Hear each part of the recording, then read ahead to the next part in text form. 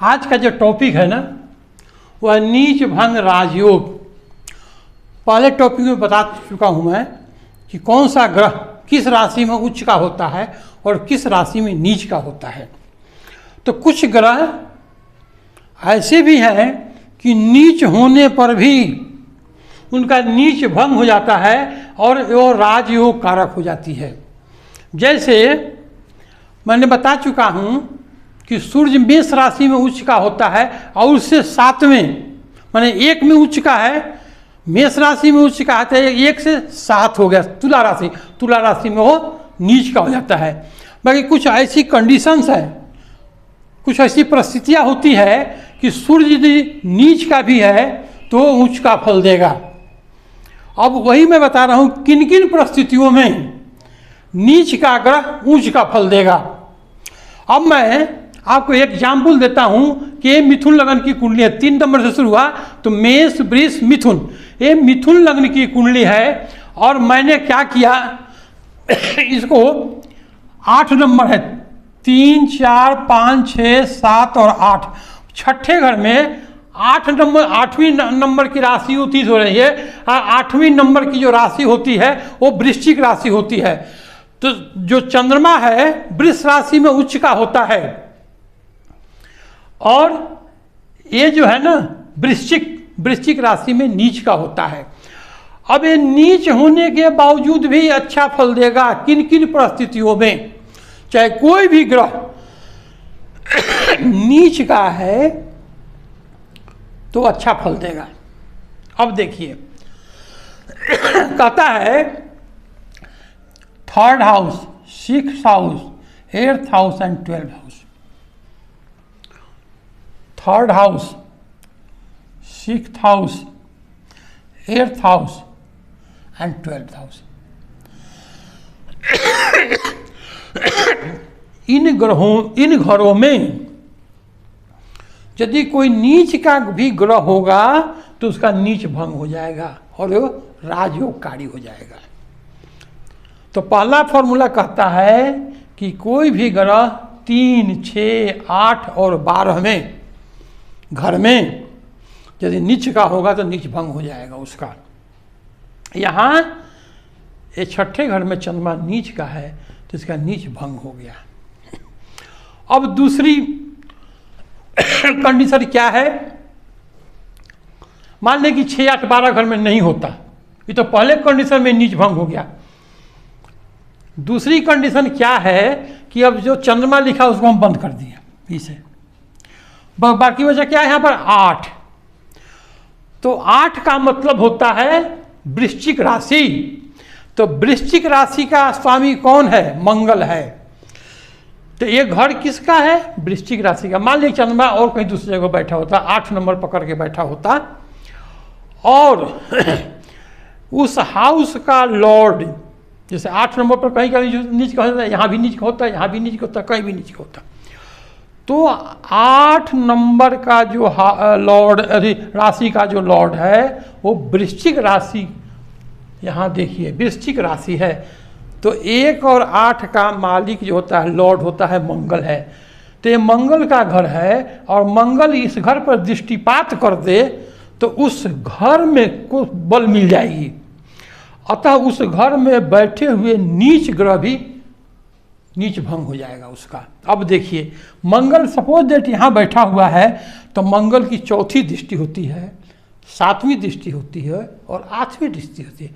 4थी दृष्टि से, 7वीं दृष्टि से और 8वीं दृष्टि से यदि उस घर पर पड़ जाए जहाँ पर उसका अपना घर है और उसी घर में कोई नीच का ग्रह है तो नीच भंग हो जाएगा। अब देखिए मंगल यहाँ बैठा हुआ है और मंगल जैसे दृष्टिपात कर रहा है अपने घर पर, कर ये अपना घर है तो इस घर को बल मिला और इस घर में बैठे हुए चंद्रमा का जो है सो नीच भंग राज हो गया।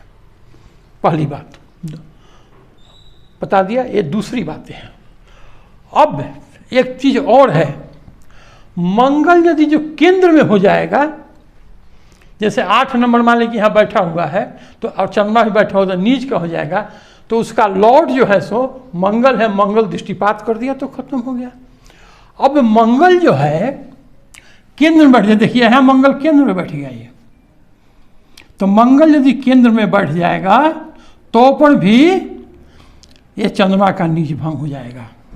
दृष्टिपात कर दे, इस हाउस का लॉर्ड दृष्टिपात कर दे, या इस हाउस का लॉर्ड केंद्र में बैठ जाए तो क्या होगा, यहाँ पर बैठे हुए चंद्रमा का नीच भंग हो जाएगा।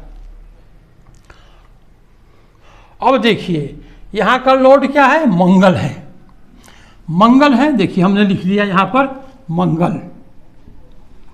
मंगल जो है इस घास का लॉर्ड है, तो मंगल उच्च का कब होता है, तो शनि 10 नंबर पर उच्च करता है, शनि वो शनि की राशि है, तो मंगल जो है सो शनि की राशि में उच्च का होता है।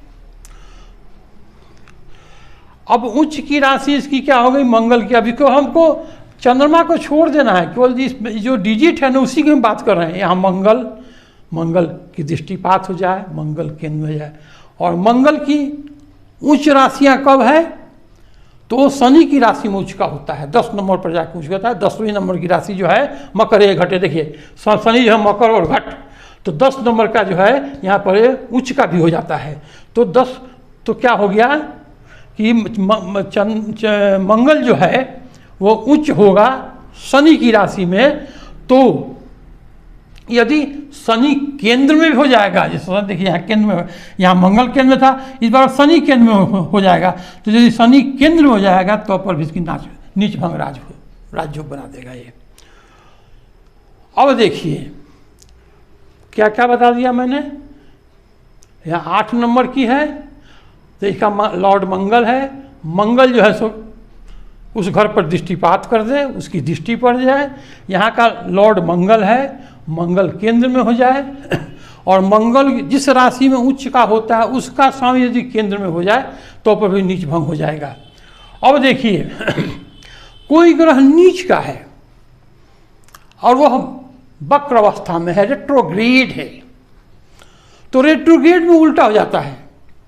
जो ग्रह उच्च का होगा और रेट्रोग्रेड हो गया तो नीच का फल देगा, और नीच के ग्रह यदि रेट्रोग्रेड माने वक्र हो गए तो उच्च का फल देगा। तो इसी तरह देखिए लिखा हुआ है, नीच का ग्रह, जैसे चंद्रमा तो रेट्रोग्रेड नहीं होता, मान लीजिए कोई दूसरा ग्रह देखिए, जैसे बुध है ना, ये नीच का है यहाँ पर, और बुध जो है सो वक्र हो जाएगा तो ये क्या हो जाएगा, नीच का ग्रह उच्च का हो जाएगा, उच्च का ग्रह नीच का हो जाएगा। तो नीच का कोई ग्रह है और वक्री अवस्था में है, वक्री पोजीशन में है, तो उच्च का हो जाएगा, और क्या होगा, उसका नीच भंग हो जाएगा और राज हो जाएगा, राजयोग कारक बन जाएगा वो। तो इस तरह से नीच ग्रह भी होगा तो उच्च का फल देगा। अब देखिए मान लीजिए कि कोई ग्रह है, बुध है यहाँ पर, बुध यहाँ पर है, ये नीच का है, और D9 नौमांश में यदि उच्च का हो जाए तो यहाँ पर इसकी नीच भंग हो जाएगी। लिखा हुआ है D9 में उच्च का हो, कोई ग्रह यहाँ नीच का हो और D9 में यदि उच्च का हो जाएगा तो उच्च का फल देगा। और एक बात और है, हम बोलते हैं अष्टवर्ग, कोई ग्रह नीच का हो और अष्टवर्ग में more than 6 point, more than 6 point, जिस राशि में नीच का हो और जिस राशि में वो नीच का हो उस राशि में यदि वह ग्रह मोर देन 6 पॉइंट, 6 से ऊपर पॉइंट है तो पर उसका नीच भंग हो जाएगा। शनि नीच का है, 7 पॉइंट दे दिया, शनि नीच का है, कब होता है नीच का, तो मेष राशि में नीच का है। और यदि जो मेष राशि में शनि बैठा हुआ है और शनि ने यदि जो 7 पॉइंट दे दिया तो पर उसका नीच भंग हो जाएगा और योग राजकारी हो जाएगा। अब दूसरी बात एक और है, ये देखिए यहाँ पर एग्जाम्पल लीजिए, यहाँ नंबर 12 लिखा हुआ है और शुक्र और बुध बैठा हुआ है, तो इसमें शुक्र उच्च का है और बुध नीच का है। तो कोई भी ग्रह यदि उच्च के, बुध नीच का है और ये शुक्र उच्च के ग्रह के साथ बैठा हुआ है तो पर भी इसका नीच भंग हो जाएगा। तो मैंने आज बता दिया है आपको कि ऐसी कौन सी परिस्थितियां हैं कि कोई ग्रह नीच का होते हुए भी उच्च का फल देता है, कब नीच भंग हो जाता है और राजयोग कारक ग्रह हो जाता है वो। तो ये सब परिस्थितियां हैं, मैंने आपको बता दिया कि किस तरह से कोई भी ग्रह कब नीच का होने पर भी वो उच्च का फल देता है। देखिए, मान लिया जाए कि सूर्य मेष राशि में उच्च का है और पॉइंट दिया है 0-1,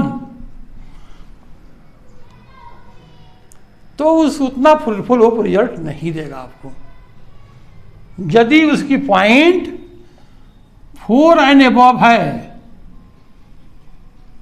मेष राशि में सूर्य उच्च का है, 4 या 4 से एबव पॉइंट देगा, तब वो फ्रूटफुल रिजल्ट देगा। तो इस तरह से किसी भी ग्रह की ताकत को यदि आपको मेजरमेंट करना है तो अष्टवर्ग आपको देखना पड़ेगा, अष्टवर्ग में कितना पॉइंट दिया है, 4 एंड अबव, तभी वो आपके लिए फ्रूटफुल हो जाएगी। प्रिय दर्शकों, आज मैंने नीच भंग राजयोग के बारे में बता दिया और सारी पॉइंट आपको बता दिया कब कब नीच का होता, कोई ग्रह कब नीच का होता है और कब उसकी नीच भंग हो जाता है। तो ये सब परिस्थितियां हैं जिन परिस्थितियों में नीच ग्रह भी उसका नीच भंग हो जाता है और राजकारी हो जाता है, राजयोग बना देता है, वो अच्छे फ्रूटफुल रिजल्ट देने लगते हैं। प्रिय दर्शकों, अभी मैं अपनी वाणी का विराम देता हूँ और जितने भी दर्शक देख रहे हैं उनसे मेरा अनुरोध है कि यदि ये चैनल आपको देखने में ठीक लगे तो लाइक और सब्सक्राइब कीजिए, यही मेरे मेहनत का फल है। और फिर मैं अगले वीडियो में आपके साथ उपस्थित होऊंगा। तब तक के लिए सभी दर्शकों को मैं हाथ जोड़कर राम राम और नमस्कार बोलता हूँ।